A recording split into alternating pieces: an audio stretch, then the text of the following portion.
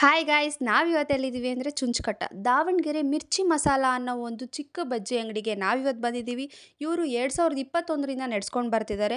ಸಂಜೆ ಆದರೆ ಏನಾದರೂ ತಿನ್ನಬೇಕು ಅಂತ ಅನಿಸ್ತಿರುತ್ತೆ ನನಗಂತೂ. ಆ ಥರ ಒಳ್ಳೆ ಸ್ಪಾಟ್ಗೆ ನಾವಿವತ್ತು ಕರ್ಕೊಂಡು ಬಂದಿದ್ದೀವಿ.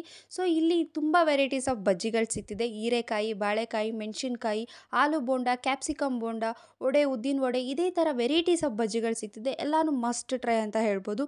ನನ್ನ ಮೋಸ್ಟ್ ಫೇವ್ರೇಟ್ ಅಂದರೆ ಹೀರೆಕಾಯಿ ಬಜ್ಜಿ. ಒಂದು ಬಜ್ಜಿ ₹5, ಆದರೆ ವರ್ತ್ ಅಂತ ಹೇಳಕ್ಕೆ ಇಷ್ಟಪಡ್ತೀನಿ.